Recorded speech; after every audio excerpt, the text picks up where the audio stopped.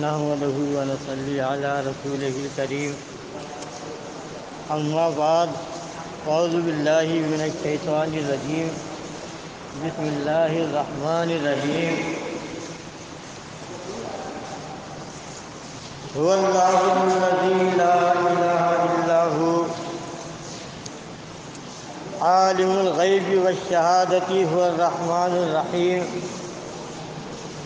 هو اللہ الذی لا الہ الا هو الملک القدوس السلام المؤمن المہیمن العزیز الجبار المتکبر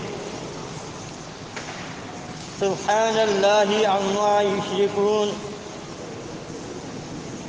هو اللہ الخالق البارئ المصور له الاسماء الحسنى یسبح له ما فی السماوات والارض وهو العزیز الحکیم۔ سورۃ الحج کی یہ آخری آیات، اور ان آیات میں اللہ تبارک و تعالیٰ کا ذکر ہے اور اس کی صفات کا۔ اللہ اس مالک کائنات کا ذاتی نام ہے، اور باقی نام اس کے صفاتی ہیں، جیسے الرحمن، الرحیم، الملک، القدوس۔ کچھ صفاتی نام ان آیات میں بھی بیان کیے گئے ہیں۔ حدیث میں تو آتا ہے کہ نبی اللہ تبارک و تعالیٰ کے 99 صفاتی نام ہیں، اور یہاں اللہ کے چند ناموں کا بیان ہے کہ وہی اللہ ہے، لا الہ الا ہو، اس کے سوا کوئی الہ نہیں۔ الملک، وہ بادشاہ ہے، پوری کائنات کا بادشاہ ہے، زمین و آسمان کا بادشاہ ہے، ایک ایک ذرے کا مالک ہے، اس کا بادشاہ ہے۔ القدوس، وہ پاک ہے، ہر عیب سے، نقص سے، ہر خامی سے، ہر خرابی سے۔ السلام، اور سلامتی،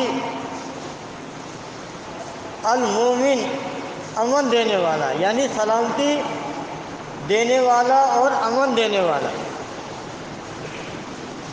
العزیز،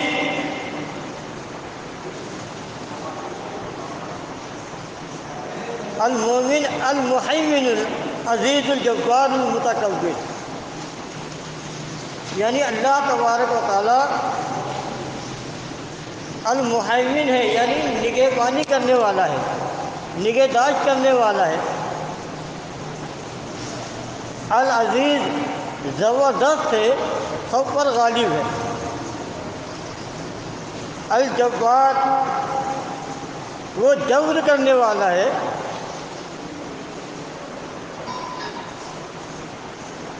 المتکبر، تکبر والا ہے، بڑائیوں والا ہے۔ سبحان اللہ عما یشرکون، اللہ پاک ہے عما یشرکون، ان لوگوں کے شریکوں سے جنہیں یہ اللہ کا شریک بناتے ہیں۔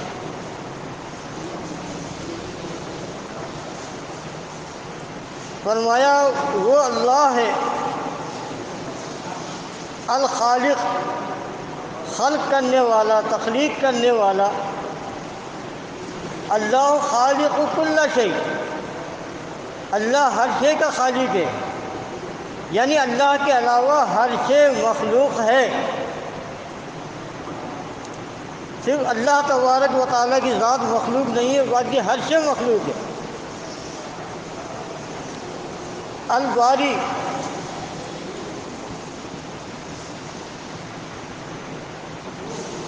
پیدا کرنے والا، المصور صورتیں بنانے والا ہے، تصویریں بنانے والا، انسان کی شکل و صورت اللہ نے بنائی، آسمان کی یہ شکل اللہ نے بنائی، زمین کی، پہاڑ کی، المصور لہ الاسماء الحسنی، فرمایا کہ اس کے سارے نام بہترین نام ہیں۔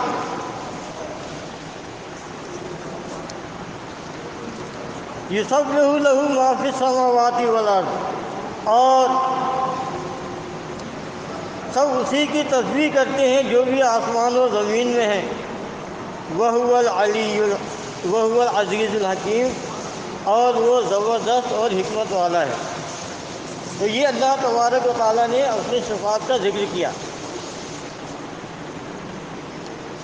اور یہ اللہ کی صفات اللہ کی ذات کے ساتھ وابستہ ہیں۔ جس طرح اللہ اپنی ذات میں اکیلا ہے، واحد ہے، اپنی صفات میں بھی اکیلا ہے۔ یعنی اللہ تعالیٰ جو ہے رحیم ہے، کریم ہے، اور اس کی اس رحمت میں اور کریمی میں کوئی شریک نہیں۔ انسان بھی رحم کرتا ہے، انسان بھی ایک دوسرے پہ رحم کرتے ہیں، کرم کرتے ہیں، لیکن اللہ کا رحیم اور کریم ہونا یہ اللہ تبارک و تعالیٰ کے خاص ہے۔ ہمارا رحم کرنا، کرم کرنا، یہ اللہ تبارک و تعالیٰ نے ہمارے لیے بنایا ہے، پیدا کیا ہے، لیکن اللہ کا رحیم ہونا، کریم ہونا یہ کسی نے پیدا نہیں کیا۔ جیسے اللہ کو کسی نے پیدا نہیں کیا، ایسے ہی اللہ کی صفات الرحمن الرحیم کو کسی نے پیدا نہیں کیا۔ جس طرح سے اللہ تبارک و تعالیٰ ہمیشہ سے ہے، اسی طرح اللہ کی صفات بھی ہمیشہ سے ہے، ہمیشہ رہیں گی۔ لیکن ہمارا ایک دوسرے پہ رحم کرنا، کرم کرنا، یہ اللہ نے بنایا ہے، پیدا کیا ہے، اللہ کی تخلیق ہے۔ اللہ الحی ہے، اور اللہ نے انسان کو بھی زندگی دی ہے، لیکن ہماری زندگی وہ اللہ کی مخلوق ہے۔ خلق الموت والحیات ہے نا قرآن کے اندر، کہ ہم نے موت اور زندگی کو پیدا کیا، لیکن اللہ کی جو زندگی ہے، اللہ الحی ہے، اس کو کسی نے پیدا نہیں کیا، وہ اللہ کی ذات کے ساتھ ہے۔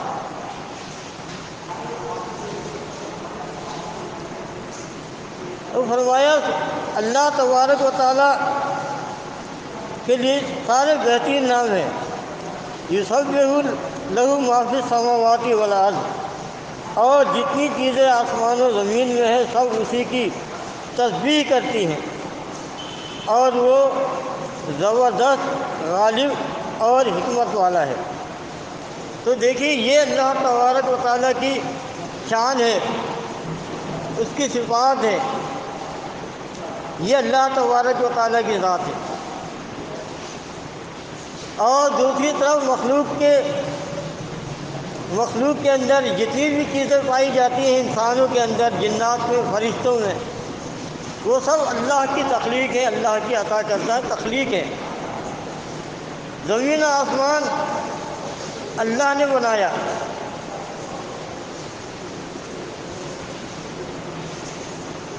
تو آپ دیکھیں کہ حنیف صاحب نے، محمد حنیف صاحب جو ڈاکٹر عثمانی کے بعد ان کی تنظیم کے امیر بنائے گئے تھے، وہ یہ دعویٰ کر رہے ہیں کہ اللہ تعالیٰ مخلوق کو اپنی صفت عطا کر دیتا ہے۔ عیسیٰ علیہ السلام کو زندہ کرنے کی صفت اللہ نے عطا کی۔ اسی طرح قرآن میں اسی طرح اللہ تعالیٰ کہتا ہے کہ ہم نے انسان کو دیکھنے اور سننے والا بنایا۔ تو وہ کہتا ہے کہ دیکھو اللہ بھی دیکھنے سننے والا بھی انسان، اللہ نے اپنی صفت انسان کو عطا کی۔ اسی طرح وہ کہتا ہے کہ اللہ تبارک و تعالی رؤوف الرحیم ہے، اور قرآن میں اللہ نے نبی کو بھی رؤوف الرحیم کہا ہے۔ تو وہ کہتا ہے کہ دیکھو اللہ نے نبی کو اپنی صفت دے دی۔ آپ دیکھیں کہ کتنی خطرناک بات ہے۔ اگر یہ عقیدہ مان لیا جائے تو یہ سیدھا سیدھا یہ نظریہ، یہ عقیدہ عیسائیت کا ہے۔ پھر اسی نظریے کو اسلام کے اندر صوفیوں نے داخل کیا، صوفیہ کے ذریعے سے اسلام میں داخل ہوا۔ پہلے یہ نظریہ عیسائیوں کا تھا کہ وہ یہ کہتے ہیں کہ عیسیٰ علیہ السلام انسان نہیں ہے، انہیں وہ اللہ کا بیٹا کہتے ہیں۔ پوچھو کہ وہی کیسے اللہ کے بیٹے؟ یہ تو شرک ہے۔ عیسیٰ علیہ السلام تو اللہ کے بندے، اس کے رسول بشر ہیں۔ تو عیسائی کہتے ہیں کہ عیسیٰ علیہ السلام انسان نہیں تھے، بشر نہیں تھے، اور وہ اللہ کا کلمہ ہے۔ عیسائی کہتے ہیں کہ وہ اللہ کا کلمہ ہے، اور اللہ کا کلمہ جو ہے اللہ کی صفت ہے۔ تو اللہ نے اپنی صفت عیسیٰ کے اندر ڈال دی۔ تو عیسیٰ علیہ السلام جو ہے وہ قطرہ ناچیز سے پیدا نہیں ہوئے، بلکہ عیسیٰ علیہ السلام جو ہے وہ ناپاک قطرے سے پیدا نہیں ہوئے، بلکہ پاک کلمے سے پیدا ہوئے۔ تو وہ انسان نہیں ہے۔ تو انہوں نے کیا کیا کہ اللہ کی صفت، اور پھر وہ یہ کہتے ہیں کہ دیکھو قرآن میں بھی آتا ہے کہ عیسیٰ علیہ السلام اللہ کی طرف سے روح ہے، وہ کلمۃ منہ، اللہ کا کلمہ ہے،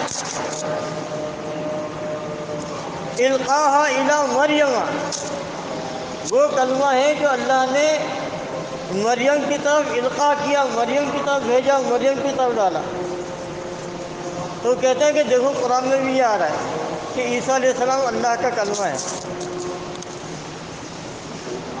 وہ یہاں سے جو ہے پھر عیسیٰ علیہ السلام کو اللہ کی ذات میں شریک کرتے ہیں کہ جیسے اللہ تعالیٰ پاک ذات ہے، اسی طرح عیسیٰ علیہ السلام بھی پاک ذات ہے۔ تو اب دیکھیں عیسائیوں کو یہ غلط فہمی ہوئی کہ وہ یہ کہتے ہیں کہ اللہ تعالیٰ نے اپنا کلمہ عیسیٰ علیہ السلام بیوی مریم کے منہ میں ڈالا، اور پھر عیسیٰ علیہ السلام پیدا ہوئے۔ تو آخر یہ کلمہ ہے کیا؟ تو میں آپ کو بتاتا ہوں، دیکھیں قرآن اس کی وضاحت کرتا ہے، قرآن اس کی وضاحت کرتا ہے۔ فرشتے آتے ہیں بیوی مریم کے پاس اور کہتے ہیں کہ ہم ایک بچے کی بشارت دینے کے لیے آئے ہیں۔ تو بیوی مریم کہتی ہیں میرے یہاں بیٹا کیوں کیسے ہوگا؟ ولم یمسسنی بشر ولم اکو بغیہ، نہ میری شادی ہوئی نہ میں بری عورت ہوں۔ فرشتے کہتے ہیں کذالک اللہ یخلق ما یشاء، اسی طرح اللہ جو چاہتا پیدا کرتا ہے۔ وَإِذَا قَضَىٰ أَمْرًا، جب اللہ کسی امر کا فیصلہ کر لیتا ہے اس کے لیے کہہ دیتا ہے فَيَقُولُ لَهُ كُن فَيَكُونُ،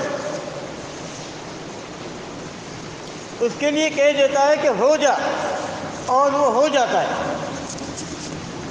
اب وہ کلمہ کیا ہے؟ کن فیکون، یعنی اللہ تعالیٰ نے اپنے کلمہ کن سے، کن کے معنی ہے کہ ہو جا، اور ہو جاتا ہے، ٹھیک ہے۔ اب اللہ تعالیٰ نے اپنے کلمے سے ہر چیز کو پیدا کیا، یعنی انسان کو بھی، زمین و آسمان کو، ہر شے کو اللہ تعالیٰ نے کلمہ کن سے پیدا کیا کہ ہو جا۔ اللہ تعالیٰ اپنے ہاتھوں سے تخلیق کرنے کے لیے زمین پہ نہیں آتا، اللہ تعالیٰ جو ہے عرش کے اوپر ہے، وہاں سے آرڈر کرتا ہے، کہتا ہے ہو جا، اور وہ ہو جاتا ہے۔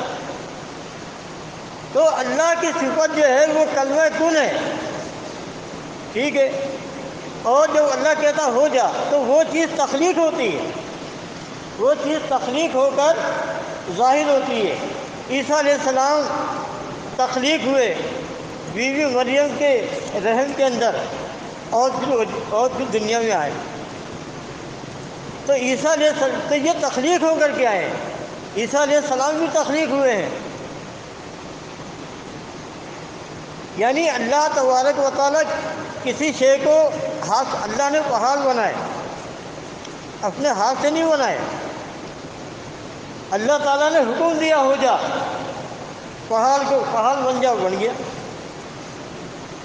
تو اللہ کی جو کلمہ ہے وہ کن ہے، اس کی صفت کن ہے، اور اس کن کے نتیجے میں جو چیز تخلیق ہوتی ہے فیکون، مخلوق تخلیق ہوتی ہے۔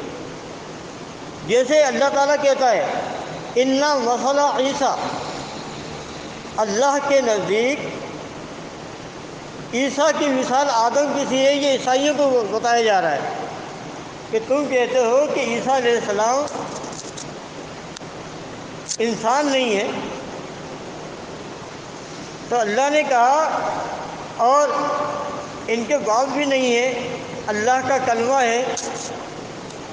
تو اللہ نے اس کے لیے دلیل دی کہ اللہ کے نزدیک عیسیٰ کی مثال آدم کی سی ہے۔ اِنَّ مَثَلَ عیسیٰ عِندَ اللہِ کَمَثَلِ آدم خَلَقَهُ مِن تُرَابٍ، کہ ہم نے اسے مٹی سے بنایا۔ پھر کہا اس کو کہا قَالَ لَهُ كُن فَيَكُونُ، کہ تو ہو جا، اور وہ آدم بن گیا۔ اسی طرح عیسیٰ وجود میں آیا، تخلیق ہوا، خلق ہوا، پیدا ہوا۔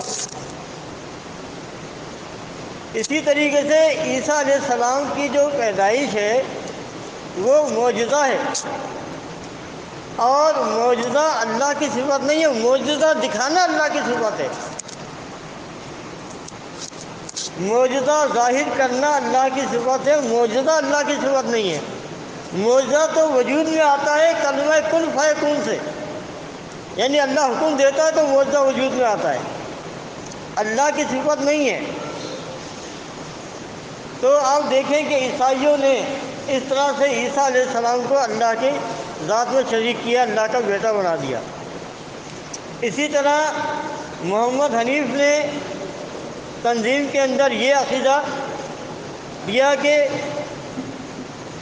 عیسیٰ علیہ السلام کو اللہ نے اپنی صفت مردے زندہ کرنے کی بطور معجزہ عطا کر دی تھی۔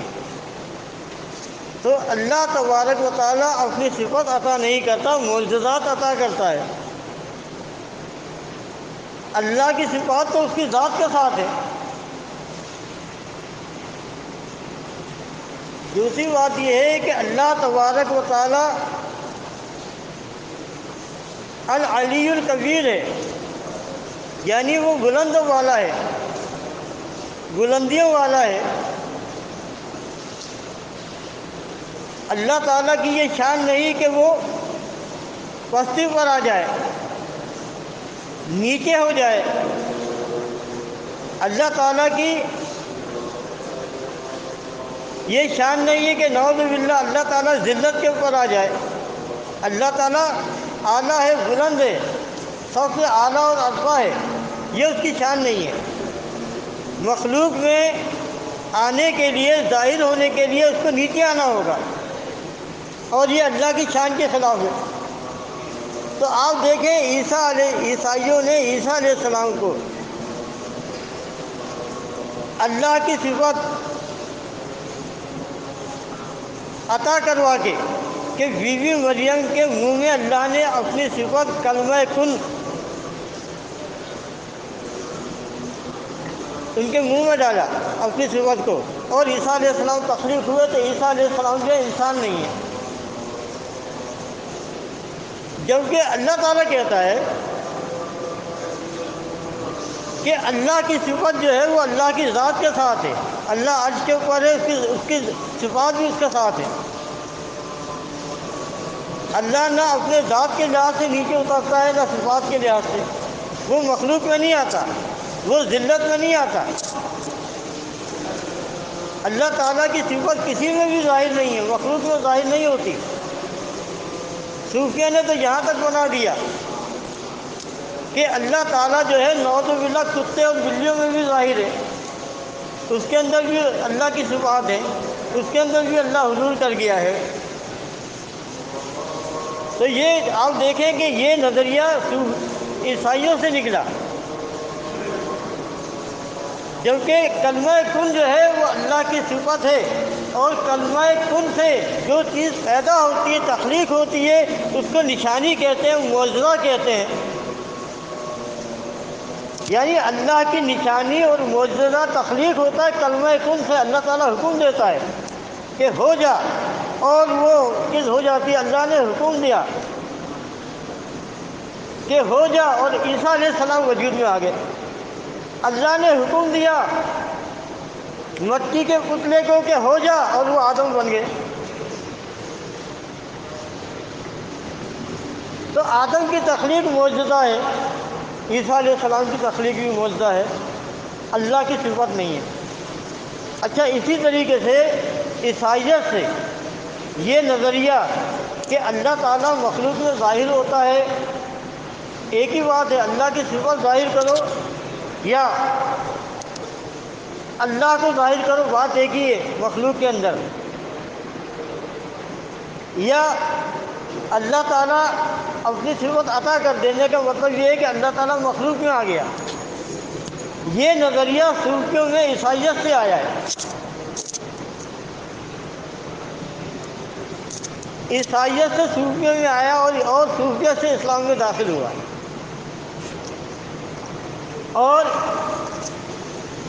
عیسائی تو چاہے وہ عیسیٰ علیہ السلام کی طرف یا چند شخصیات کی حد تک محدود ہوں، لیکن جب یہ عقیدہ اسلام میں آیا تو اس کے بعد پھر یہ سارے مفت قلندر اللہ ہو گئے، خدا ہو گئے۔ پھر مزید ترقی ہوئی، عبد اور معبود کا فرق ختم کر دیا گیا۔ پہلے حلول کا نظریہ آیا کہ اللہ تعالیٰ بندے کے اندر حلول کر جاتا ہے، بندے کی ذات کے اندر اتر آتا ہے۔ شہود کا عقیدہ آیا، پھر آیا وحدت الوجود کا، اور یہ کہ وحدت الوجود کا مطلب یہ ہے